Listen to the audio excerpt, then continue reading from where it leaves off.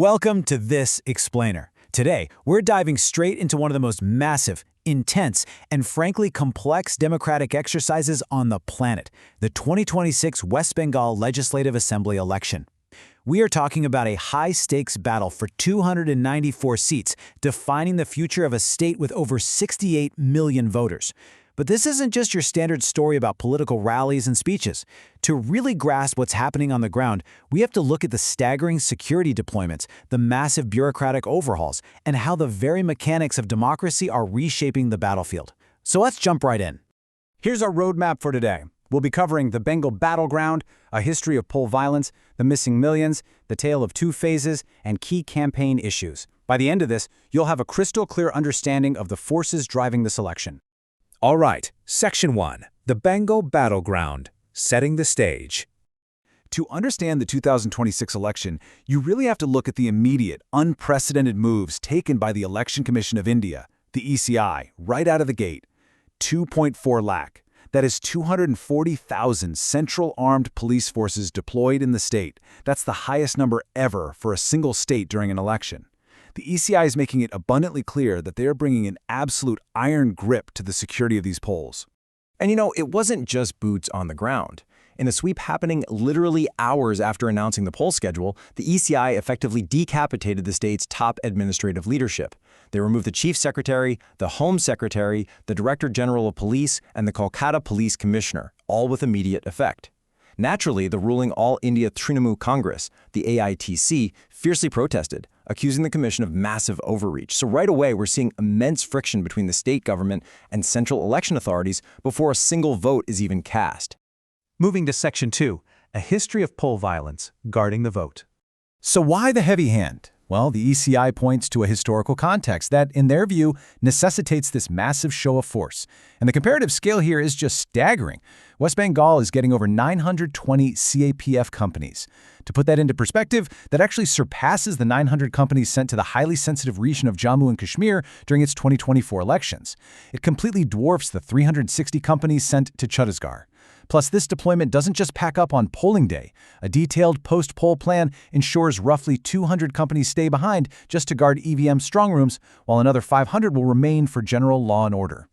The ECI backs this up with some hard data. Just look at the number 278. That represents the recorded instances of violence out of 352 total incidents during the 2021 Assembly elections, and that was just after the Model Code of Conduct kicked in. Elections in Bengal often carry a heavy, palpable tension, and many still vividly remember the 2021 incident in Sitalkuchi, where 4 unarmed civilians died after central forces opened fire outside a polling station. Because of this deep history, we are seeing two completely competing narratives. On one side, the AITC claims this heavy CAPF presence just creates local distress, sharing viral videos and alleging that central forces harass residents. But on the flip side, the BJP argues that the local state police are fundamentally compromised and that you literally cannot have a free and fair election without massive central intervention. So the security forces themselves have transcended logistics. They're now a central campaign battleground. Which brings us to Section 3. The missing millions, the electoral roll controversy.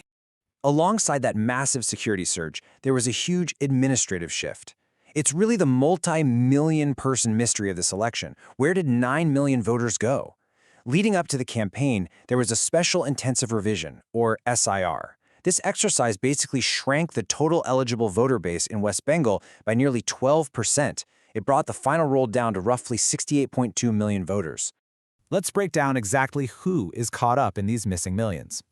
Over 6 million were simply categorized as absentee or deceased and struck from the lists. But here is the crucial part.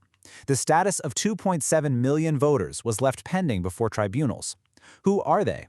Well, observers note that roughly 65% of this undecided group are Muslims. And at the same time, Dali Hindus, particularly from the Matua community, have also been heavily affected in certain districts. The key takeaway here is how this whole bureaucratic exercise is being totally weaponized on the campaign trail. The AITC strongly opposes the ECI's actions, claiming it risks disenfranchising genuine voters and marginalized communities. The BJP, conversely, completely defends the revision, arguing it's just a necessary cleanup of bogus entries and illegal migrants. While this roll revision is under intense judicial scrutiny, the political lines, they're firmly drawn. All right, Section 4. Tale of two phases, a divided state. You see, the voting dates of April 23 and April 29 don't just split the calendar. They essentially split the state into two entirely distinct battlegrounds. Phase 1 represents the highly volatile, ultra-competitive region of North and Central Bengal. Let's call it the under-adjudication zone. Phase 2 represents South Bengal, historically the incumbent-dominated TMC fortress. The data beneath these two phases tells two completely different stories. Let's look at Phase 1 first. It covers 152 seats, and it is highly competitive. The average winning margin here in the 2024 Lok Sabha segments was just 9.89%. Now, remember those 2.7 million pending voter adjudications we just talked about? They are heavily concentrated right here. In extreme cases, like the constituency of Sujapur, an astonishing 52.5% of the electoral roll is under adjudication. In some Sarganj, it's 45.9%. Why does this matter? Because in almost half of these Phase 1 seats, the number of voters sitting in this pending limbo actually exceeds the historical winning margins. The administrative process could literally alter the outcome of these tight races. Now, contrast that with Phase 2. Covering 142 seats in South Bengal, this is the incumbent stronghold where the AITC won over 80% of the seats in 2024, usually with massive margins. But here, the main story isn't pending adjudications, it's absolute voter deletions. In seats held by the incumbent since 2021, these roll revisions resulted in deletions averaging over 12.7% of the total electorate. For the ruling party, these sweeping absolute deletions might seriously threaten the historical vote buffer they usually rely on to win these areas comfortably. Moving to our final section, Section 5, Key Campaign Issues Beyond the Bureaucracy. We've talked a lot about the mechanics so far, right? The police, the voter rolls, the phases. But what are the politicians actually pitching to the voters? Beyond the structural controversies, a few major issues are dominating. First, the Citizenship Amendment Act and border security are taking center stage, particularly near the Siliguri corridor, with its high refugee and Matua populations. Then there's identity politics, framed as Bengali Asmita, or identity, versus a broader Hindu consolidation. We're also seeing heavy opposition attacks focused on corruption, specifically surrounding a prominent school recruitment scam. Women's safety is huge too, drawing massive national attention after the tragic RG Car Hospital case. And overarching all of this are those universal, everyday concerns, the economy, employment, and the natural anti-incumbency that can easily build up after 15 years of single-party rule. All these issues crystallize into two fundamentally different pitches. The ruling AITC is focusing hard on its record of welfare delivery, positioning itself as the staunch defender of state autonomy and championing Bengali identity against outside forces. On the other hand, the opposition BJP is focusing its pitch heavily on national security, cross-border infiltration, promising aggressive corruption probes, and pushing a platform of industrial revival and job creation. So, when you tie this whole shebang together, the record-breaking 2.4 lakh security personnel, the sudden removal of top state bureaucrats, a voter roll stripped of 9 million names, and two deeply polarized voting phases, what does it actually mean? It means this election is the ultimate test of ground organization.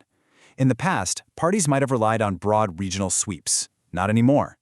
Now they have to rely on unprecedented micro-level booth management. Every single verified voter matters more than ever in such a highly policed, heavily scrutinized environment. Which leaves us with this final, vital question to ponder. Can historical vote buffers actually withstand these unprecedented structural shifts? We've laid out the data, the geography, and the new rules of engagement.